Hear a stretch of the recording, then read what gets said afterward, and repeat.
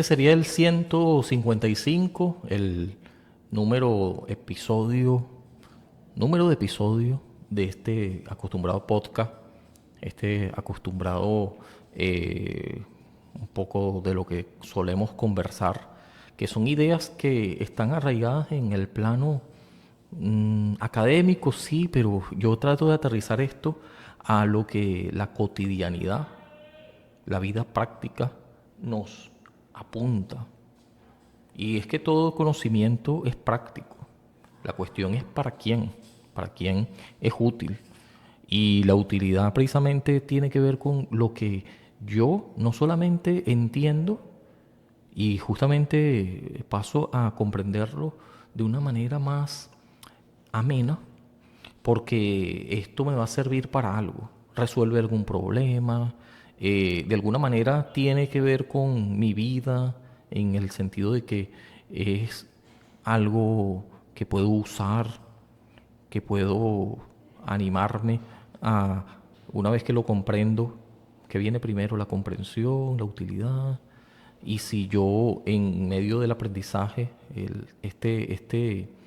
eh, sí, proceso de enseñanza-aprendizaje, puedo ver ya en el medio de todo esto lo que me favorece, lo que me es dado como conocimiento bueno, que puedo poner en práctica.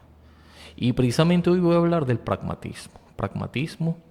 El pragmatismo epistemológico, pero tal cual como lo expresó, y esto es muy amplio, eh, hay un libro que habla de eso y ya vamos a ver de qué se trata y de qué personaje le estoy hablando, William James, y él habla del pragmatismo y de estas prácticas que nosotros podemos establecer en cuanto al conocimiento como no solamente teórico, sino que esta teoría para qué me sirve, ¿sí?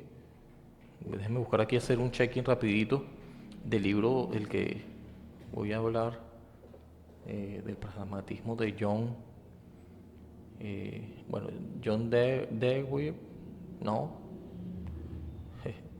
de William James, sí, ¿sí? Y vamos a ver este libro que precisamente tiene este tema.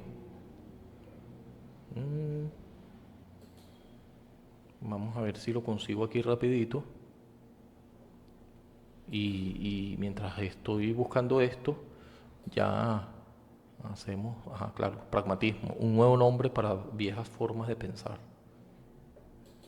En inglés es donde se escribió el idioma original y más o menos sonaría como lo siguiente, ¿no? Vamos a ver. Pragmatics, I know name for some or way of they can. ¿Sí? Algo así sonaría con este inglés poco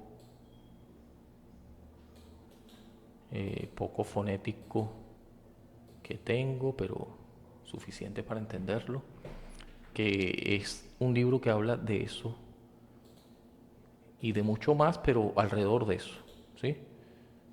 Eh, Pragmatism, a new name for some old ways of thinking. Ahí está. Pragmatism. I know now for some or ways of thinking.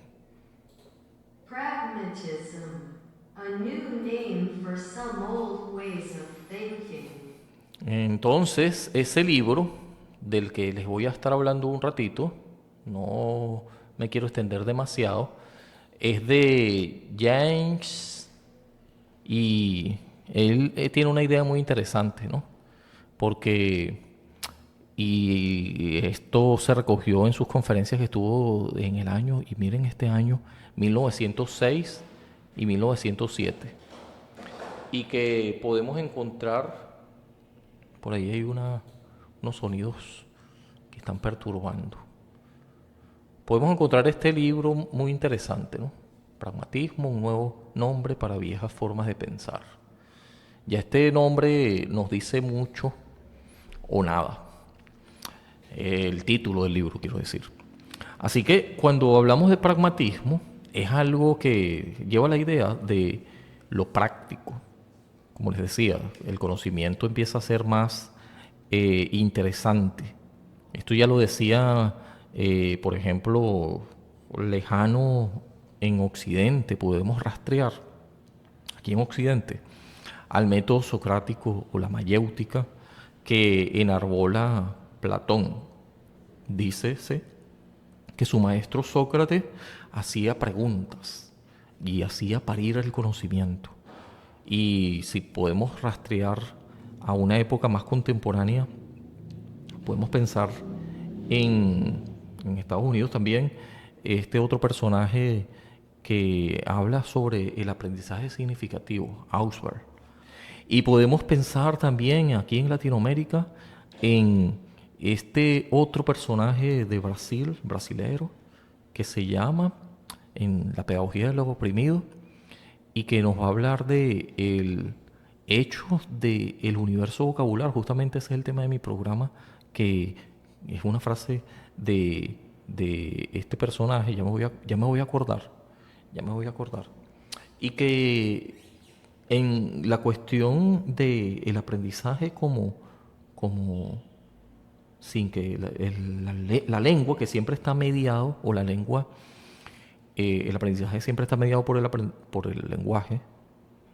Tengo un enredo aquí, pero ya vamos poniendo en orden las ideas. Sí, porque estoy acordándome el nombre del personaje que les decía, Paulo Freire. Sí, ese es el mecanismo mental y los procesos que ocurren en el momento. Y bueno, nada, estoy buscando el personaje, nombre específico de, el- de pedagogía del oprimido, de este Paulo Freire. Ya lo encontré, así que puedo proseguir. Mi mente se desenfoca mientras estoy pensando en algo que debería haber dicho y no he dicho. Bueno, lo cierto es que Paulo Freire también habla de eso, ¿no? Como el universo vocabular, cuál es la cuestión que interesa y el vocabulario que se maneja, que va en función de los intereses, de una situación problematizadora, así le llama, parte de la problemática, que es lo que resuelve, cuáles son los intereses, y tiene que ver con eso justamente, el lenguaje y la alfabetización, que si quiere favorecerla y que surja más rápido, que no sea una barrera, que no sea más bien, eh, que lo es de cierta manera, ¿no? Pero minimizando eso, el lenguaje como eh, mecanismo de poder o relaciones de poder, se puede decir así mejor, y más allá de que se vea como relaciones de poder, entonces en estas interacciones que yo tengo con la otredad, con la cuestión de un docente y el aprendiz, alumno, maestro, estudiante y profesor, donde hay un orden jerárquico que termina afectando. Entonces, afectando porque compromete el aprendizaje en la medida de que ves al otro, y es una cuestión de actitud, como una tabula rasa, como un proyecto que lo es, pero ese proyecto que se plantea como el protagonista, no la persona que enseña, sino la persona que aprende. Y en todo caso, este proceso, una vez más, este camino de ida y vuelta, enseñanza-aprendizaje, profesor-alumno, estudiante, maestro, no es algo jerárquico, sino algo no vertical, sino horizontal. De modo que allí hay una especie de rol compartido o alternado, al menos. ¿Sí? Yo que enseño también aprendo, el que aprende también tiene mucho que enseñar. Esto es muy interesante. Pero bueno, ¿por qué me fui por esta rama? Porque sí, la práctica y la cuestión de la utilidad la cuestión de identificarte con el conocimiento, esto que estás aprendiendo, y establecer nexos o puentes cognitivos arraigados ya en la persona, en su modo de vida, y cómo si quieres añadirle un aprendizaje nuevo, estás relacionándolo con lo que ya en su vida práctica ocurre, con lo que ya es, o con lo que puede llegar a ser. De modo que estas expectativas, estas formas de comprensión se van ampliando y van ocurriendo justamente cuando es una estrategia que más que una metodología fría, una metodología más traída por lo teórico, piensas en la práctica. Y es un ejercicio que el docente es el agente, pero el otro que es el que está aprendiendo no es un paciente, no es un objeto pasivo, no es una especie de tacho o banco o lugar donde se mete conocimiento, datos y ya, sino esto precisamente es lo que llamaría Paulo Freire lo que caracterizaría a la educación bancaria y no a la educación emancipadora, esta que libera. Y bueno, esto yo ya les decía que tiene mucho que ver con algo no nuevo, sino la mayéutica, el método socrático. Pero cuando hablamos de pragmática, y aquí vamos a aterrizar otra vez a nuestro tema, al que nos trae hoy, tendríamos que considerar a Charles Sanders Peirce. Aquí tengo unas notas, así que me voy a valer de mis notas para hablar un poco de esto también, ¿no? Y aquí precisamente me inclino un poco porque hay que buscar la manera de tener otra cámara, otro enfoque. Aquí está el otro enfoque. Y es que Peirce diría, y esto es algo que pudiéramos rastrear también como un origen de la palabra pragmático. Ya vamos a ver que pragmatos o pragma del antiguo griego eh, tiene que ver con asunto, negocio, acción o hecho. Esto, si queremos aludir a el origen de la palabra o la etimología de la palabra que nos ocupa, ¿no? Pragmatismo. Así que esta palabra también a su vez está derivada de otra que es un verbo también en griego que se puede decir algo así como pasein, que se traduce como hacer, actuar, llevar a cabo. Entonces aquí ya vemos que es algo de acción, más que algo teórico. A diferencia de términos abstractos que buscan esencias, que son estáticas, que son eh, inamovibles y que presentan por eso también algo que se puede decir más dogmático, no tanto pragmático, y que volvemos a tocar el punto de que está tan incrustado en el corazón de la filosofía la idea de que los conceptos, las creencias, las palabras no valen en el pragmatismo por su belleza especulativa, sino por cómo se traducen en la práctica. Vamos a tratar de traducir esto. Cómo en la vida real, ¿sí? Y no en la esencia de las cosas, sino que en la realidad eh, revela que hay resultados tangibles.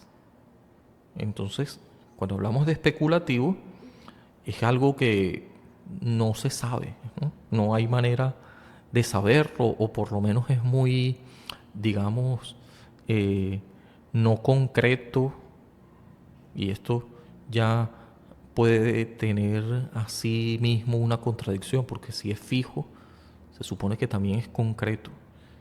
Entonces, cuando hablamos de especulativo, es porque es un asunto donde la belleza de las palabras, la belleza, y vamos a ver por qué hablamos de palabras, porque aquí también en el lenguaje hay un nivel pragmático que Wittgenstein diría que es el que más se debe tomar en cuenta. El segundo Wittgenstein, esto es una teoría muy interesante, que no en tratado lógico filosófico, que es el primer Wittgenstein, sino en la otra obra de Wittgenstein, que ya habla más de eso, que revela un giro lingüístico.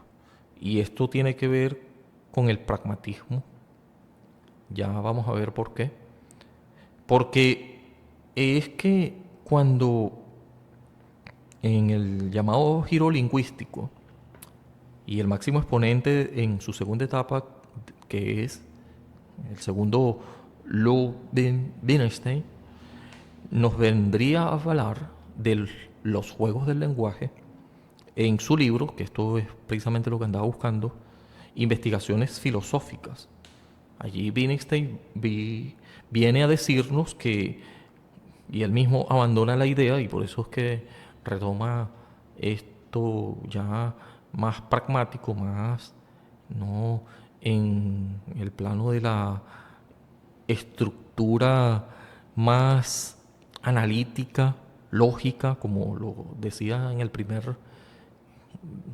su primera obra o obra más temprana, Tratado Lógico Filosófico, sino que más bien la idea que él expone ahora, que es el giro justamente, es que el lenguaje sirve únicamente para representar o nombrar objetos, por un lado, pero no únicamente para ello, ¿sí? En tanto, el lenguaje, y esta es la idea que abandona Wittgenstein, no es solamente para nombrar, para representar, para nombrar los objetos del mundo.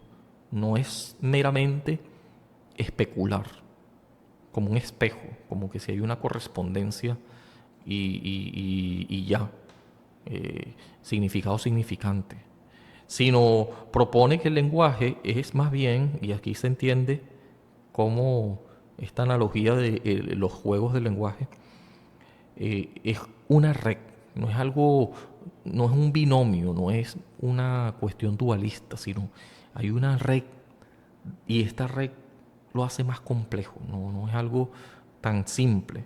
Los juegos del lenguaje tienen que ver con las formas de vida y ya esto nos hace pensar en que es complejo porque cuántas formas de vida no existen, cuántas combinaciones posibles, cuántas intereses más que auténticos, individuales.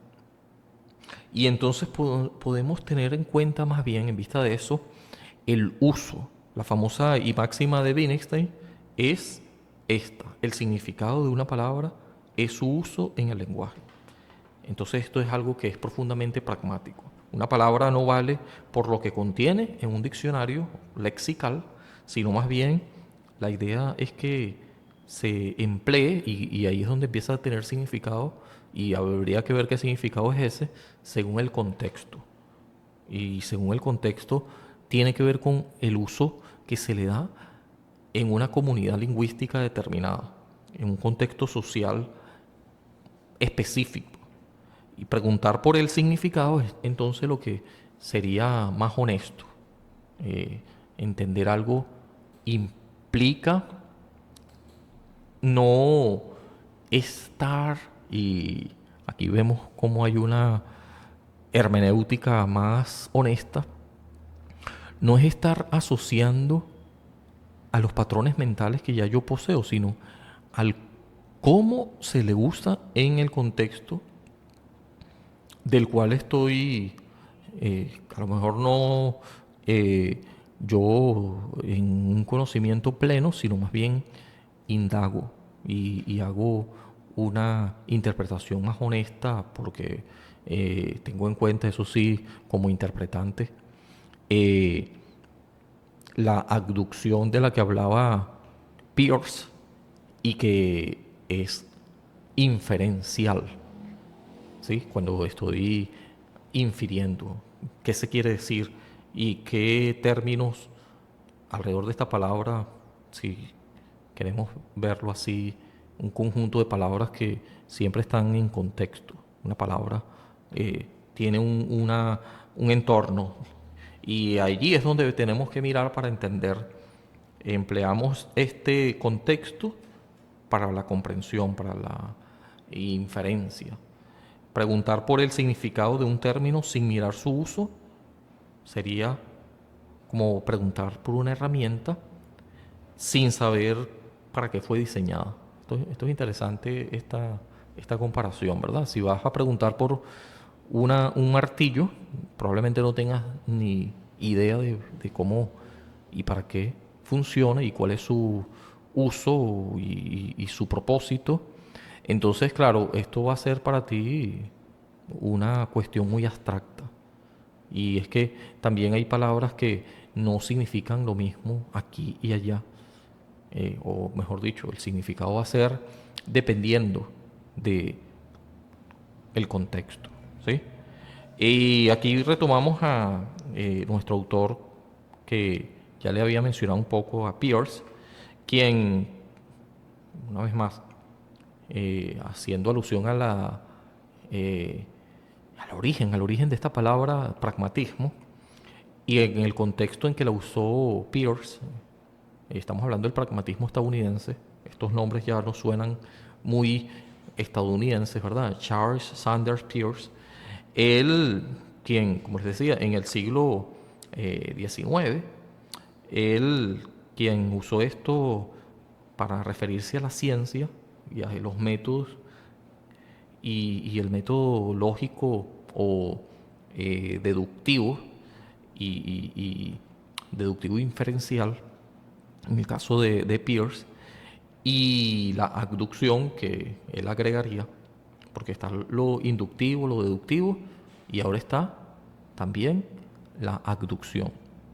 Inducción, deducción, abducción. Le agregaría Peirce, esta última.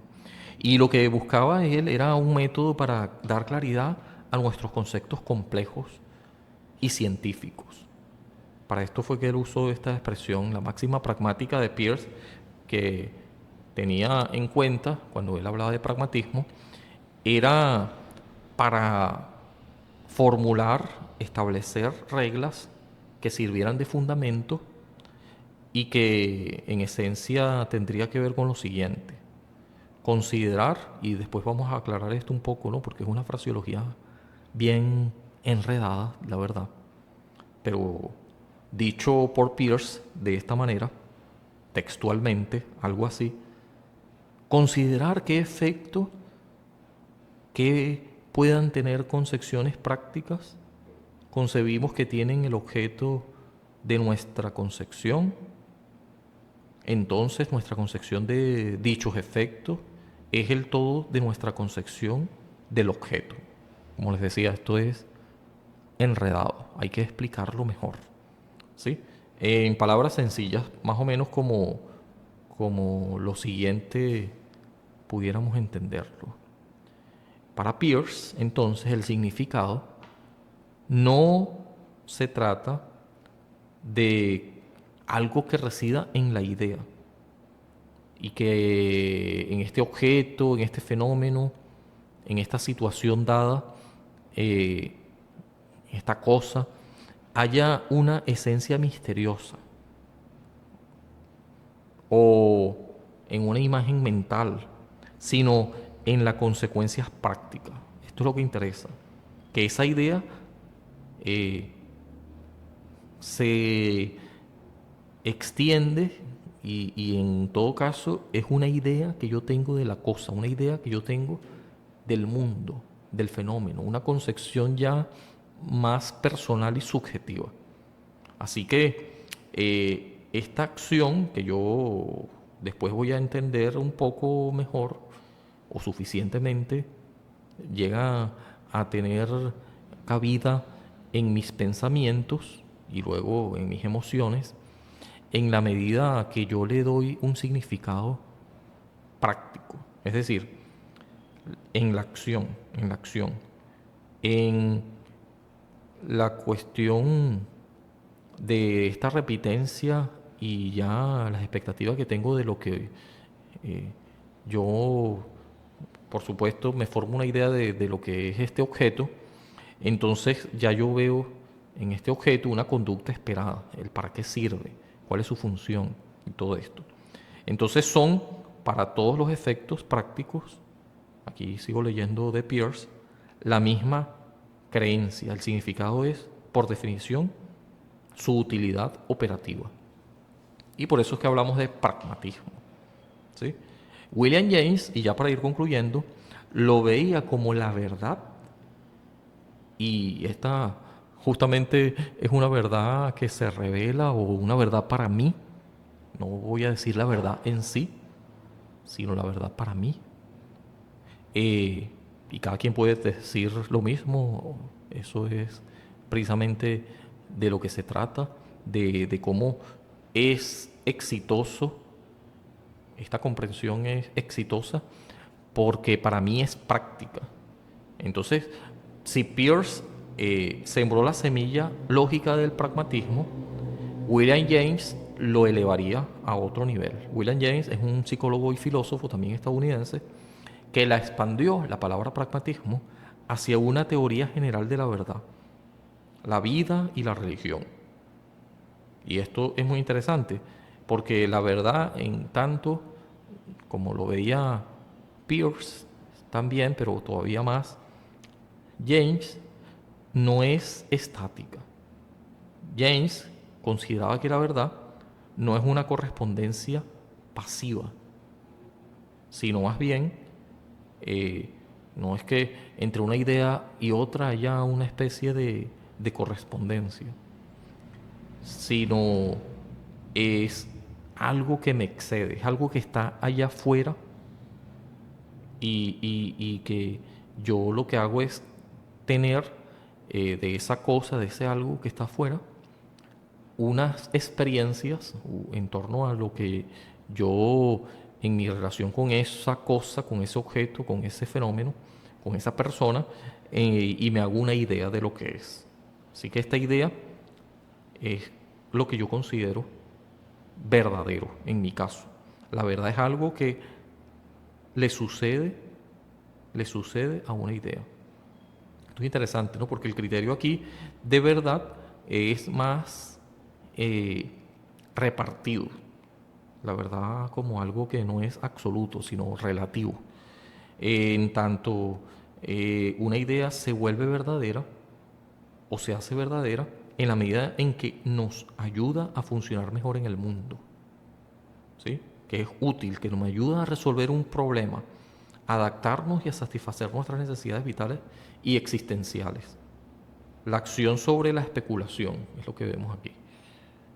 La especulación es algo que más bien es más ambiguo, más, digamos, traído por lo, mm, sí, una meta, ¿sí?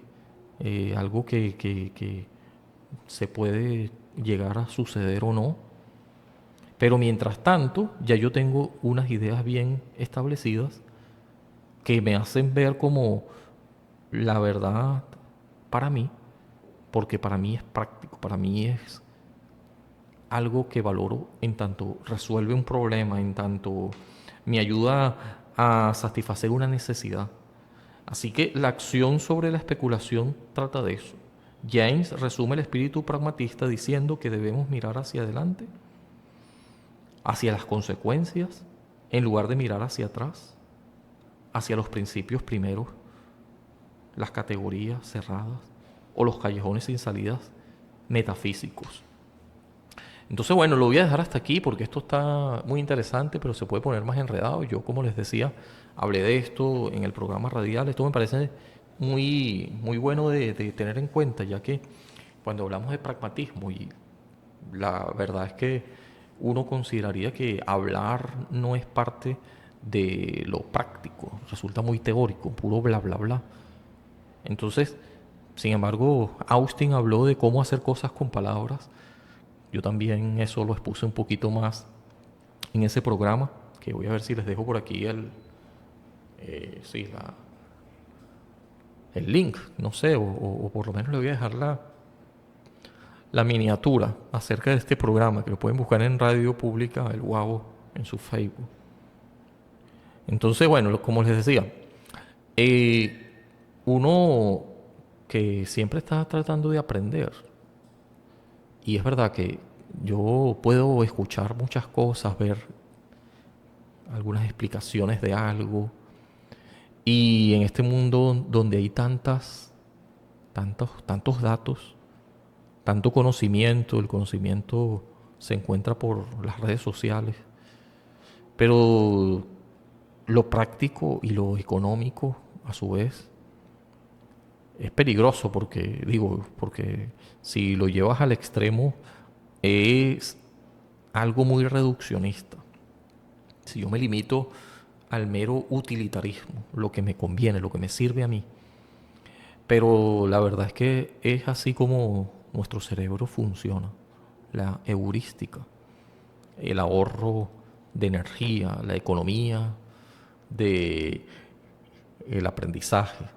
Lo más práctico tiene que ver con lo que funciona realmente. O no voy a decir que le funciona a todos, pero al menos a mí me funciona. Y si estuviera dispuesto a cambiarlo, esto que es bueno para mí, solamente sería por algo mejor para mí. Entonces esto se puede ver ya como muy egoísta, porque pienso en mí, yo, lo que me conviene. Y bueno, sí, por un lado, pero no, porque es algo razonable, es algo que tiene que ver con cómo yo me muevo en función a lo que me interesa. Y esto que me interesa, tendría yo que ampliarlo entonces. Me interesa vivir también en comunidad, me interesa también vivir como especie.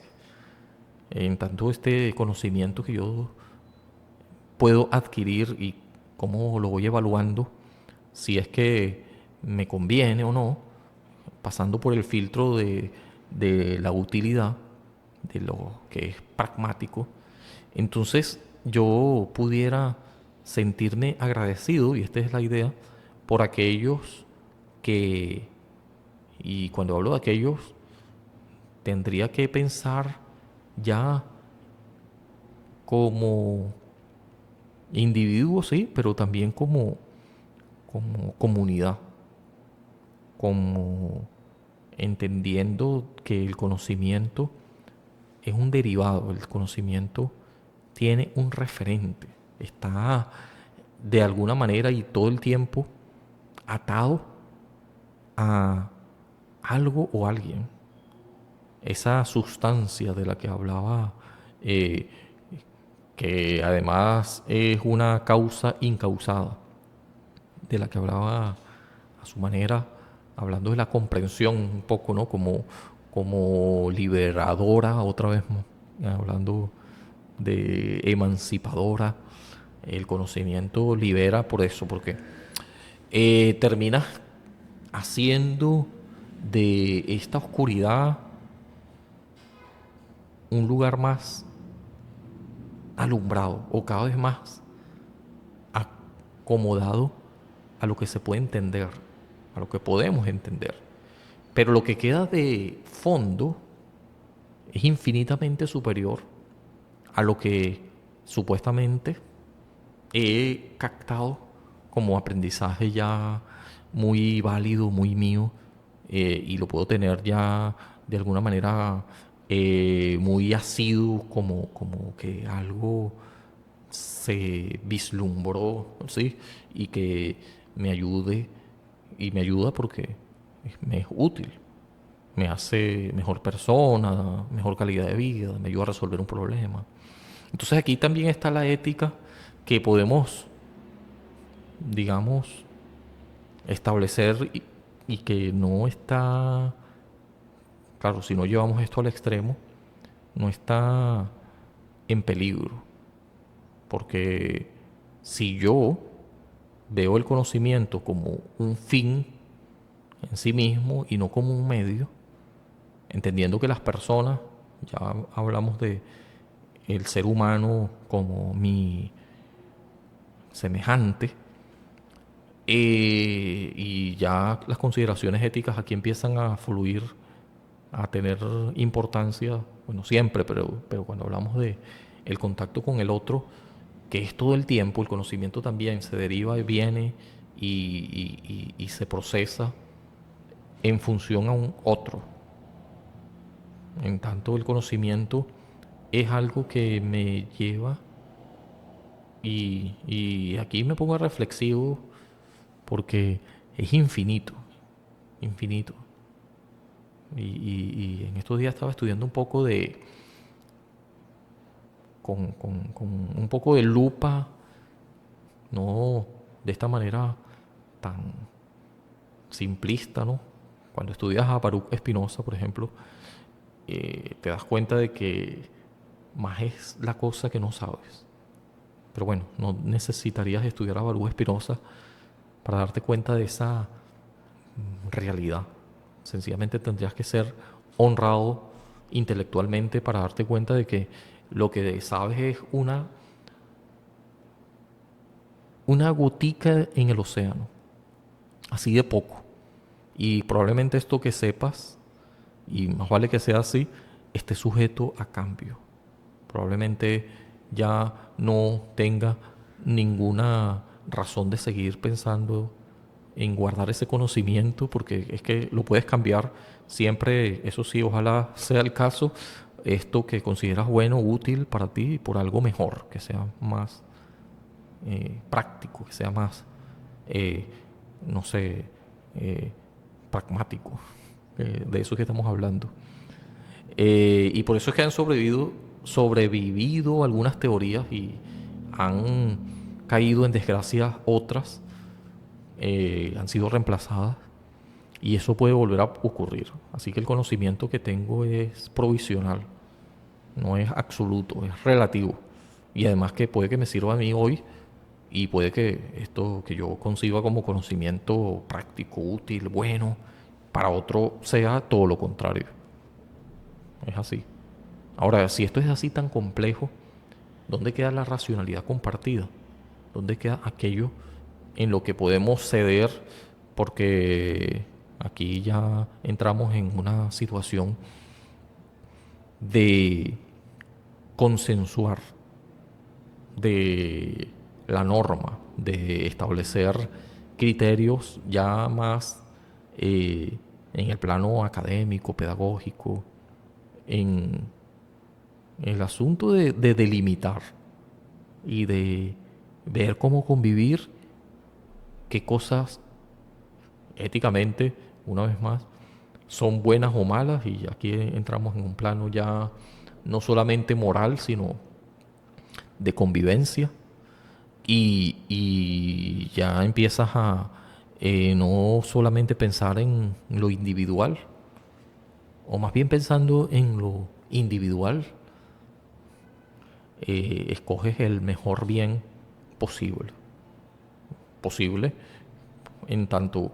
nos convenga a todos, sacrificando algunas cosas que tendrían ya más sí, que ver con lo particular, lo individual. En tanto favorezco al colectivo, a la polis o a lo público, la cosa pública. La cosa privada, entonces ya este conocimiento o lo que yo quiero hacer, lo que me es más útil a mí, yo lo pongo en un paréntesis o lo practico de otra forma, ya sin imponerlo, pero tampoco para que se me imponga nada. En tanto, sería una anarquía si no se llegaran a estos acuerdos mínimos de convivencia, estos consensos que ocurren. Lo mismo podemos decir del lenguaje, ¿no? El lenguaje es consensuado. El lenguaje es lo que es, pero hay cosas que no es. Estas oposiciones fonológicas distintivas que más bien tienen que ver con lo que no es. Es así y no así. Entonces allí ya empezamos a ver un imperativo categórico en esta ética kantiana de ver a los demás no como un medio, sino como un fin. Esta ética kantiana que ya me revela que yo no soy meramente utilitario, este pensar al extremo que pudiera llevar al ego perjudicial, no solamente para otros, sino para mí también, y que no es precisamente lo que la cuestión del pragmatismo significa en ningún momento, ¿no? En ningún momento significa eso. Pero bueno, si pudiera llegarse a esos extremos. Y bueno, ya lo voy a dejar hasta aquí porque esto se puede poner más largo y es eso lo que quería decir a lo último, un poquito más reflexivo, pensando en todo lo que dije del pragmatismo. Interesante, me parece, pero quedan muchas cosas que decir que quizás lo podemos dejar siempre. Se queda mucha cosa para otros posibles episodios. Chao, chao, nos vemos otro día.